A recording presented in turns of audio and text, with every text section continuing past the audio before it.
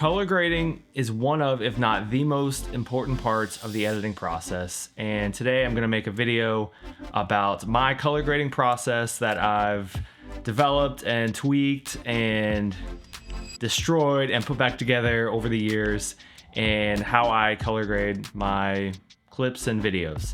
This video is for anyone that wants to learn more about color grading, whether you're a seasoned filmmaker or just starting out, or maybe not even an editor in general, but wants to understand what goes into that process and how people do it. A lot of people don't know what log video is, and so I want to help explain those things in a very, very simple way. I did not go to film school. I didn't have any schooling on making videos. It's all self-learned, which is a good and bad thing, because there's a lot of things I don't know, or don't know the technical parts of it. And some people prefer that, but a lot of people learn best just from simple talk and trial and error, really. So if you didn't know, most people shooting video, if they know what they're doing, will shoot in log. And that means the footage out of the camera comes out looking like this. And we turn something like this into something like this with the appropriate conversions and color grading. The reason we shoot in log is because of its dynamic range, meaning we can do a lot more with the video when editing versus if it's not shot in log. So all cameras can shoot just like an iPhone can, but the reason you have a camera like this, and I shoot with the Sony a7S III, is to be able to shoot in log and be able to do more with the shadows and the highlights when editing in post. So that's a very simple explanation of log video. And so when I shoot a video, I will then take the SD card, put it on my laptop. I use DaVinci Resolve, the paid version, to edit all of my videos. Switched somewhat recently, but it is the best when color grading, and I just think it's the best overall. It's the most powerful. You don't have to pay a monthly subscription, and it's just a really solid editing platform. Definitely more advanced. There's a learning curve, so if you are just starting out, something like CapCut or the Edits app or something like that, it's probably best and has a lot of these same features. But I will be using DaVinci. So let's hop right in. I'm going to use some footage that I shot at a CrossFit competition. All right, opening up DaVinci Resolve. So I've got all my projects here. I'm just going to click into this Skyfall main project, which has just it's kind of a mess right now, but it's got a lot of different clips that we're going to use to show this. So I will go to the Edit tab, and I am going to just find, let's see, this. I am going to create a new timeline. That's fine. I'm going to switch to not use vertical resolution, just so we can see the clips a little bit better. I'll pull that down. All right, so let's find a clip. Let's find a good solid clip we can use here. Also going to mute, I don't necessarily want to hear. Okay, this looks good. So we got some toes to bar. We've got some really good lighting I like in the back. So I'm just gonna drag that down. And let's pick one more. We'll just go with an outdoor clip. Let's go with something outdoor.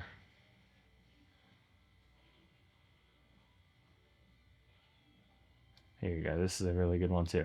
Okay, so I've now got both clips on the timeline. That's the first step. We're gonna go to the color page. That is this circle-looking icon down here. Now I've got my view here in DaVinci in the color page. The first thing I'm gonna do, so you see this is what I showed you earlier. This is how the video comes out of the camera.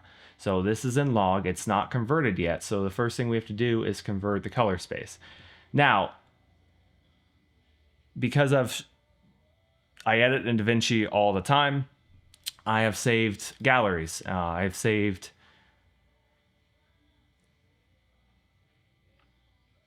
looks, or really just a template to start with in DaVinci, to where I can just right click on this and hit apply grade, and then it's got my whole node structure here on the right. And DaVinci uses nodes. It gets really technical if you really DaVinci gets really technical with their node structure and nodes and in general. It can be really confusing. It's really not. You can keep it as easy or get as complicated as you want, but for me, nodes, I mean, I make one for each adjustment I make, and that way I can easily go through and, you know, enable different things. I have a button on my mouse that I can easily show or hide that node, and so when I'm making adjustments, it just is really easy to turn things on and off and see what it looks like and so on. But when we're in here in DaVinci, the CST is my first step. The CST is color space transform. So I've applied an effect. There's a color space transform effect in DaVinci, and this is where everyone starts. This is the conversion from log video. So S-Log3 is what I shoot on my Sony camera. It is converting it to the DaVinci wide gamut and DaVinci intermediate color space and gamma. Really confusing. All that means is DaVinci has its unique color space to be able to do more within DaVinci. So if you're wanting this to look, maybe I'm just wanting to convert it and post it, I would just convert to Rec 709. Again, more technical than it needs to be, but Rec 709 is what you normally watch videos on if you're, you know, on your phone or on a computer. So we will edit in the DaVinci wide gamut color space, and then at the end you'll see I have another CST that is converting it to Rec 709 to where I can then export. So lots of steps. It looks confusing, but it's really not. The first step is converting, so I've got that out of the way. Then I will go into my exposure. So I will open up the HDR color wheels down here, and when I'm looking at this, you know, I'm looking at my scopes. I want to make sure nothing's too bright. You'll see some of the lights up here, and I'm just taking a qualifier, and that way it shows you on the scopes on the right. Some of the lights are, you know, too bright, and that's to be expected. But everything in here, in, you know, her details and you know, everything else, it actually is exposed really well.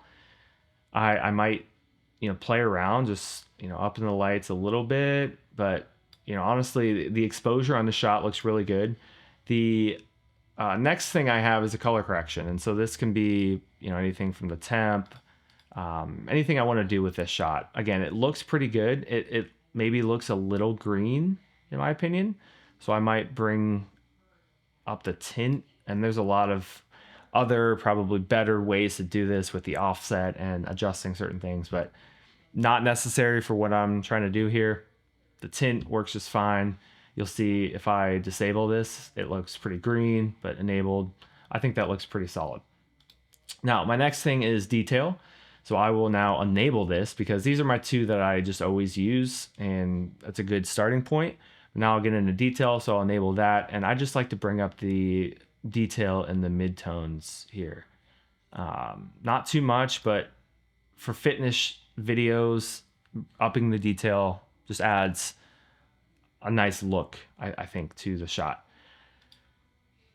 That's all I'm going to do there. Next is contrast. So I will go into the curves, and I always like to bring up the shadows a little bit, and that just makes it look more cinematic.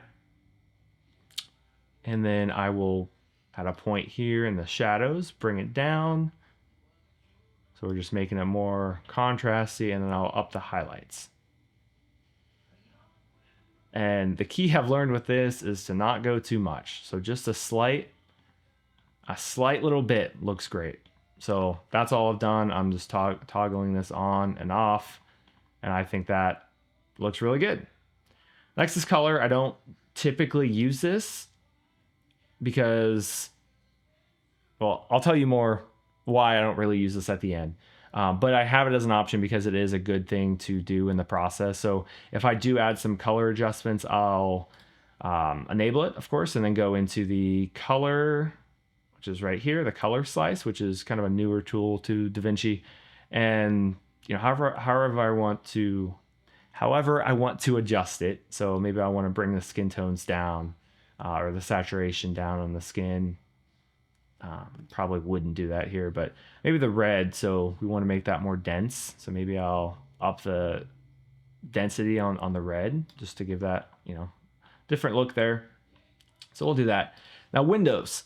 Windows is extremely important, and I haven't really been using them up until recently, which is kind of crazy because they are amazing. They really make the shot in some cases. And the reason why is because we want to highlight. Filmmaking is all about telling a story and highlighting. You're guiding the viewer's eyes to a certain point of the shot. And in this shot, yeah, you're probably looking at the athlete, right? But there's a lot of other things in here that can kind of distract you. And so we want to do a power window. So I will enable that. And I just know I'm going to make another one, but I'll hold off on that for a sec. I'll go down here to the windows. I will enable here my circle one, and I'm just going to make this bigger. I'm going to make it softer, meaning it's not going to have such a dramatic effect on everything. And we're just going to kind of put this in the middle because I know she stays in the middle for the most part. And we are going to, so now it's just affecting that little circle there in the middle. I'm going to go back to the HDR. I'm going to up the shadows a little bit, not too much, but just so she's a little bit brighter. And then I am going to take this Windows node. I'm going to make a new one. So I'm going to hit Option S on my keyboard. This is I'll just label it just to make things easy. Window 2. I'm going to just copy this and paste it. That way I have the same window on this one, and then I'm going to invert it. So now we've inverted it. We don't want it to be brighter. So I'm going to reset the edits here. And I'm actually just going to do the opposite. I'm going to lower the shadows. And you can kind of see the effects starting to happen on the screen. I'm going to lower the shadows. I'm going to lower, actually I'm just going to lower global. So everything in the shot is just going to be darker. Everything outside of the circle. And so now, if we turn off the qualifier or the Windows view, you can see in the shot, she is the focus. She's in the center. She's brighter. Everything else is kind of darker. And if I turn that off, there's not a huge effect, but it's definitely noticeable if I turn that off. So you can kind of see what that does. Not a big change, but it makes a difference. Vignette would kind of do that same thing. I have this here. Don't usually use it, but so I'll keep that off for now. Lens flare, I like to add if I'm just adding in a cinematic effect. So maybe I want to, there's so many things you can do in DaVinci with this, but maybe I want to put this light, maybe it's an outdoor shot and I want to put it, by the sun and have this nice little effect coming from the sun, or maybe I want to put it off the frame, and so you have that light. And you can, there's so many adjustable things. I wouldn't do it for this kind of shot, so I'll just leave that off. Halation is kind of overused, but for a good reason. It makes the shot look so much more cinematic. So when I first enable it, that does not look good, of course. So there's a lot of adjusting we have to do here. First thing I'm going to do is turn the saturation off all the way down, because I just want it to be kind of a white light. If it was maybe the sun in the background, maybe I would leave it or set it to match that the color of the sun. But here I'm not going to. I always like to do adjust the threshold. So we don't want it to affect everything, only the bright areas. So I might just turn it up all the way. I might just leave it towards the pretty far right here. And the way I can see what it's affecting is checking this box, view isolated regions. And so I will just, kind of tweak this where I want it to cover. And I think that looks pretty good. So it's got some of her skin, but then mostly the lights and the bright parts of the shot. I'll turn that off. And then I can just adjust the strength for how I want it to look. So if we want a very, a lot of halation in here, very dreamy looking, I can turn it up. I don't think that looks good. It's definitely not realistic. So I will just turn those down. And we've got a nice little blur here. Nice little halation in the background with the lighting. It actually doesn't look like anything, so I'll turn it up just a little bit more. We don't want too much, but I think you can see that's off and that's on. I think that looks pretty solid. And we can kind of scrub through the shot a little bit just to see how it looks in other parts. And yeah, I think that looks really good.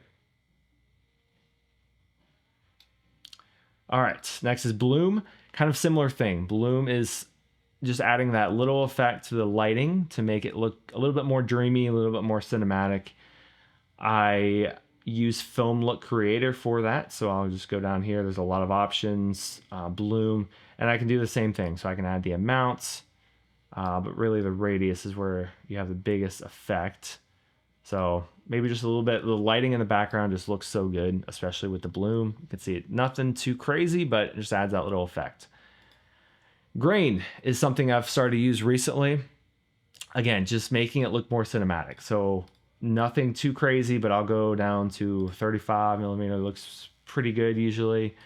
And I might just leave it there. So you can't even really tell anything, but it just kind of ties the shot together. It pulls the shot together. And again, I haven't used it until recently, but it does add a nice look to shots and makes it look a little bit more cinematic. So nothing too crazy there. Radial blur is kind of a secret I've learned. Radial blur just adds, so when I first turn it on, it's set way too high. So turning it down, it just brings the attention again to the center of the shot. So when I turn it down to a realistic level and I center this to where the subject is, you can see it makes those around the outside of the shot just kind of blurred, kind of rounded. It just adds a nice looking effect and just looks cool in general. So sometimes I use it, sometimes I don't for the shot. Maybe I think that does look pretty good. Maybe I'll turn it down a little bit more so you can see, him on the side here. It just blurs it just a little bit, and I think that looks really good. Haze is a new effect. AI cinematic haze, a new effect in DaVinci.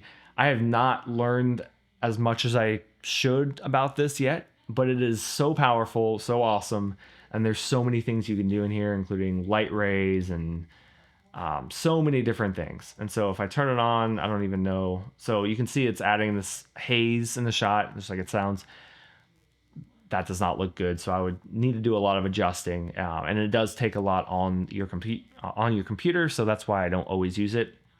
So not necessary in this case, and that's it. So this shot looks pretty solid, and so from here now is where the magic happens. So I've not adjusted the colors really at all, and the reason why is because I always apply a finishing LUT to the shot at the end. And so when I do that, I want to add it after the color space transform. So now it's transforming back to Rec 709, how we view it on phone, like I said earlier. And this LUT goes on after that conversion. So when I do apply the LUT, I can do it to the shot, or I can just do it to the timeline in general, which I'll do if I want to create kind of a central, a uniform look. Then I will go to my LUTs here, and I'm just going to go through. So these are all from Lens Distortions. I like how they look, and they're some of the best I've found. And there's a lot of different looks in here. So the amber, if I just hover over, it applies a LUT with all the other corrections I have, and this is what it looks like. So from here, it's really simple. I just go through and say, okay, what looks best? What kind of look do I want? The amber looks really good. We're already starting off strong. And the other numbers, they all have a similar look, so I usually don't spend much time here until I find one I like. But starting off strong with amber. Canyon red, definitely more of a red look. Really good for outdoor, not good for this shot. Cashmere, might use this sometimes, might not for this shot. Century kind of gives that old-fashioned vibe. The green definitely pulls out the green a lot. Dark monochrome looks really good, especially in a gym atmosphere. It makes the skin tones kind of pop a little bit with the dark. That's another good looking one. Dark pearl is kind of similar, just kind of amplifies it a little bit, I feel like. Earth monochrome is the same kind of thing as a dark monochrome, just earthy. So it's going to pull out more of the browns. Enclave, I don't really know. That does look pretty good. It kind of mutes the colors a little bit, it looks like. If I want to do black and white, that's my option there. Explorer teal, kind of the orange and teal look. This is a bit extreme. The orange Explorer teal 3 actually looks pretty solid. Golden Age is, looking like we're going back in time a bit, but I do really like those colors too. The metallic rose is really pulling out the reds, kind of making it more pink. I don't really like that one, especially for the shot. Pacific Coast, Paradigm teal, so that's a really extreme orange and teal. Platinum Coast, pure, kind of just, again, takes the saturation out, I feel like, a little bit. Super gold just makes it really gold. Blue, same thing. Tonal sand. And then we have another black and white option. I actually prefer this one, but I don't do a ton of video in black and white. So the first one, I think the amber looks the best. And we have, let's see, this is one, kind of a pretty neutral. It looks pretty similar to me, but then 3 is definitely making it more contrast. Kind of making it darker, highlights. I think I would do amber 1 for this one, honestly. So I'm just going to right click, apply to current node, and then now I've got my LUT. So let's scroll, let's find a good part. So this is without the LUT, this is with the LUT. And if we go way back, I can click this button, and that's without any corrections. So that's what we started with. This is what we are finishing with. So that is my color grading process. I will then, for other clips, if they're in a similar environment, I might just copy and paste. For this one, I might just start fresh. I might try and use that same LUT so it's got a similar look. But just for this sake, I'm going to copy and paste and just see what that looks like. And actually, that looks pretty solid. So without the LUT, if the LUT isn't really doing too much outside, just a slight little change, and I think it's a good change. My first thing I noticed with this is it's definitely overexposed. So I'll go back to my exposure here in the beginning, and this is why I like to maybe just start fresh with the template again, because I can kind of work my way down again rather than going back to the start and adjusting something that I should have adjusted on the front end. But let's just start with the global color or the global lighting and just bring it down a little bit.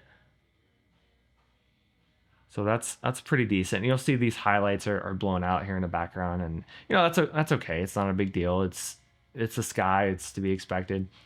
I'll go into my contrast, my curves now. You see we've got the same curves, and I can definitely tell with this one it could benefit from the shadows being pulled down. So if I pull down the shadows, I don't want to go too far to where it's too dark, but I think that looks pretty good. And let's just up the highlights a little bit, and I think that looks pretty dang good. So that's this is without the contrast and the curves, and this is with the curves. So just that little change, I feel like made a big difference. Something I could also do here is, depending on what I want the look to be, I might make it warmer, make it cooler. So definitely gets the kind of like sunrise, sunset vibe with it being warmer. But for this, maybe make it more neutral. So kind of right there, looks pretty good.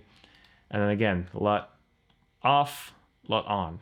Just adds that little finishing touch to the shot. Looks really good.